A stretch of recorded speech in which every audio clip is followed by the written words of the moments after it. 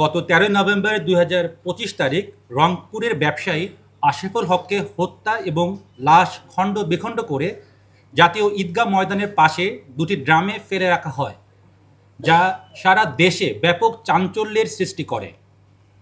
উক্ত মামলার প্রধান আসামি জরেজের কথিত প্রেমিকা শামীমা আক্তার কোহিনুর, বয়স ৩৩, পিতা বাচ্চু মিয়া, থানা লাকসাম, জেলা কুমিল্লাকে গত ১৪ নভেম্বর ২০২৫ তারিখ সকালে একটি বিশেষ অভিযান পরিচালনা করে তার নিজ বাড়ি হতে র্যাব কর্তৃক গ্রেফতার করা হয়। আজকের ব্রিফিং মূলত আসামি প্রেমিকা শামীমা হতে প্রাপ্ত তথ্য এবং যে আলামতগুলো আমরা সংগ্রহ করতে সক্ষম হয়েছি তার সম্পর্কে আপনাদের সম্মুখ অবগত করাটাই আমার মূল উদ্দেশ্য। গ্রেফতারকৃত আসামি শামীমা আক্তার কোহিনুরের দেওয়া তথ্য মতে ও তার মোবাইল ফোন বিশ্লেষণে আমরা জানতে পারি হত্যাকাণ্ডের প্রধান আসামি জরেজের সাথে তার ১ বছরের অধিক সময় ধরে প্রেমের সম্পর্ক ছিল।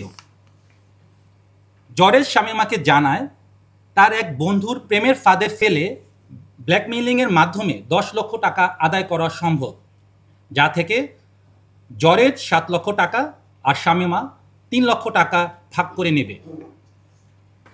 উক্ত পরিকল্পনা অনুযায়ী শামীমা ভিকটিম আশরাফুল ইসলামের সাথে ১ মাস পূর্ব হতে মোবাইল ফোনে যোগাযোগ শুরু করে এবং তাকে তার প্রতি আকৃষ্ট করার চেষ্টা অব্যাহত রাখে। তারই ধারাবাহিকতায় মোবাইল ফোনে তাদের নিয়মিত অডিও এবং ভিডিও কল চলতে থাকে।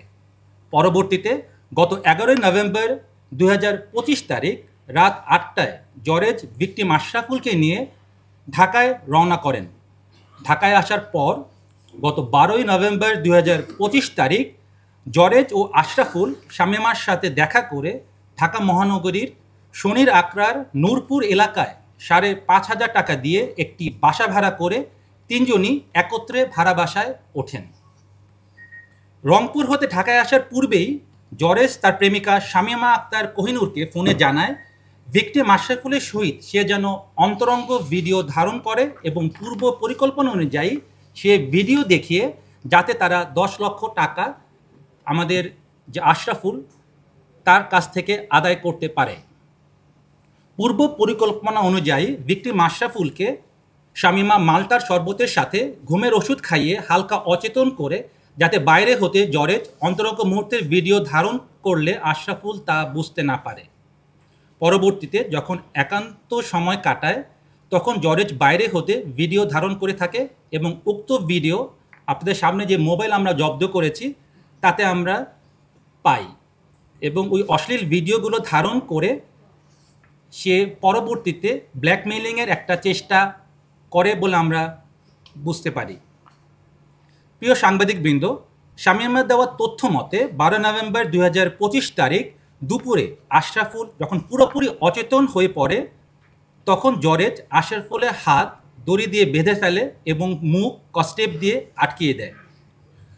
জরেজ এক পর্যায়ে অতিরিক্ত ইয়াবা সেবন করে উত্তেজিত হয়ে অচেতন থাকা ভিকটিম আশরাফকে হাতুড়ি দিয়ে এলোপাথারি পেটাতে থাকে।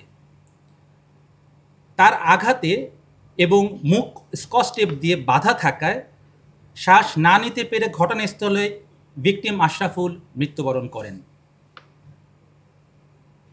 আশ্চর্যের বিষয় যে একই ঘরে জরেজ এবং শামীমা সেই লাশের সাথেই সেই রাত্রিটি যাপন করেন। পরবর্তী দিন অর্থাৎ ১৩ নভেম্বর ২০২৫ তারিখ আশরাফুলের মৃতদেহ গুম করার উদ্দেশ্যে জরেজ নিকটস্থ বাজার হতে চাপাতি ও ২টি ড্রাম কিনে আনেন। জরেজ চাপাতি দিয়ে লাশটিকে মূলত ২৬টি টুকরো করেন এবং ২টি নীল রঙের ড্রামে ভরে রাখেন। সিসিটিভি ফুটেজ বিশ্লেষণ করে আমরা যেটা দেখতে পাই যে বাসা থেকে দুপুর ২টা ৪৩ মিনিটে একটি সিএনজি ভাড়া করে ড্রাম দুটি সিএনজিতে নিয়ে দুপুর ২টা ৫২ মিনিটে তারা বাসা হতে রওনা করেন। পরবর্তীতে সিসিটিভি ফুটেজে যেটা হাইকোর্ট প্রাঙ্গণে সেখানে আমরা দেখতে পাই ৩টা ১৩ মিনিটে হাইকোর্ট মাজার গেটের নিকট আসলে রাস্তায় আইনশৃঙ্খলা বাহিনীর তৎপরতা দেখে লাশ ভর্তি ড্রাম দুটি হাইকোর্টের পানির পাম্প সংলগ্ন একটি ফাঁকা জায়গায় প্রধান সড়কের পাশে একটি বড় গাছের নিচে রেখে তারা অতি দ্রুত হাইকোর্ট এলাকা হতে একটি অটোযোগে সায়দাবাদের উদ্দেশ্যে চলে যান। সায়দাবাদ যাওয়ার পর জরেজ শামীমাকে কুমিল্লায় চলে যাবার ব্যাপারে বলেন এবং নিজে সে রংপুর চলে যাবেন বলে শামীমাকে অবহিত করেন। সে অনুযায়ী শামীমা কুমিল্লা তার নিজ বাড়িতে গমন করেন এবং জরেজের সাথে তার যোগাযোগ সম্পূর্ণভাবে বিচ্ছিন্ন করে দেন। প্রিয় সাংবাদিকবৃন্দ, শামীমা দেওয়া তথ্য মতে ভিকটিমে আশরাফুলের রক্তমাখা সাদা রঙের পায়জামা পাঞ্জাবি সহ হত্যার কাজে ব্যবহৃত দড়ি, স্কচটেপ, গোলগলা গেঞ্জি এবং একটি হাফ প্যান্ট একটি বস্তার ভিতর মুখ বাঁধা অবস্থায় শনির আক্রাস্ত নূরপুর এলাকা হতে র্যাব ৩-এর একটি আবেদনিক দল উদ্ধার করতে সক্ষম হয়।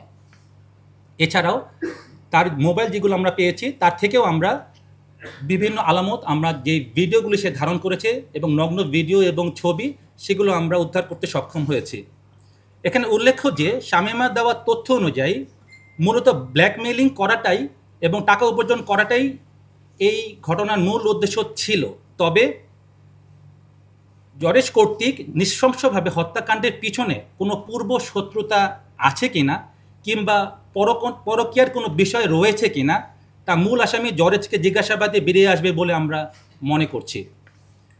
ধৃত আসামিদের বিরুদ্ধে পরবর্তী আইনানুগ ব্যবস্থা গ্রহণের জন্য শাহবাগ থানায় হস্তান্তর করা হয়েছে। ধন্যবাদ।